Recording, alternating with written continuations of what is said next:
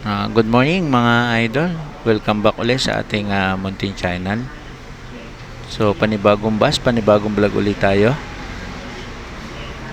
Pasilip ko lang sa inyo mga idol itong 14 series na bagong rehab ayan ng Del Monte Motors. So kung makikita nyo mga idol, itong yung 1405, ito ay dating ordinary aircon. Pero ngayon ay may CR na, Greyhound 2x2. Ayan. So additional naman to na pambiyahing Bicol. Mga idol, dahil in demand sa Bicol itong may mga CR, kaya ayan. Tuloy-tuloy lang yung pag-additional na may mga CR na bus ng Del Monte.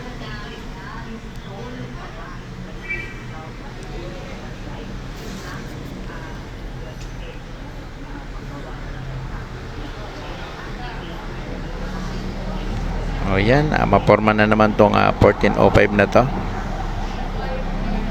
So ito yung mga idol, mga high decker na Yutong. Ayan.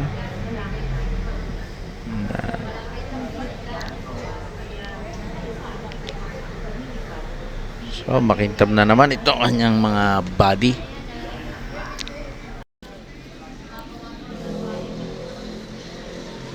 So ganda ng kanyang forma ng kanyang harapan ng muka. So talaga namang quality. Yan.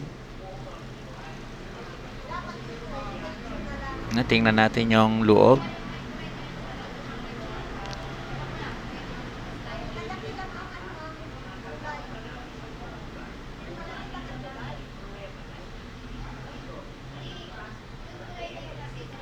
So katulad din ng dati, halos walang pagkakaiba doon sa mga na-vlog natin. So ito mga idol ay wala pang kurtina kasi kalalabas lang nito ng kanlubang shop. Yan.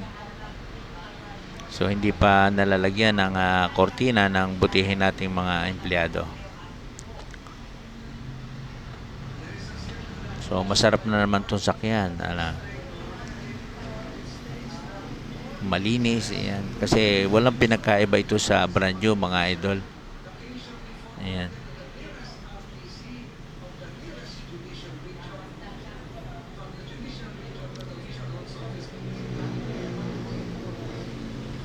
So, yun yung share niya. Ayan.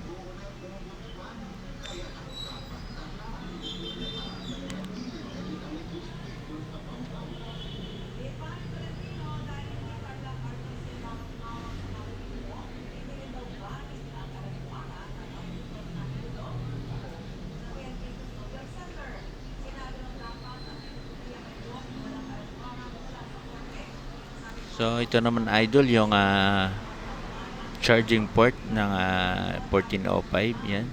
Sa ilalim ng upuan nakalagay. Kaya doon po sa mga gustong mag-charge, ayan, diyan po naka-allocate yan sa ilalim ng upuan.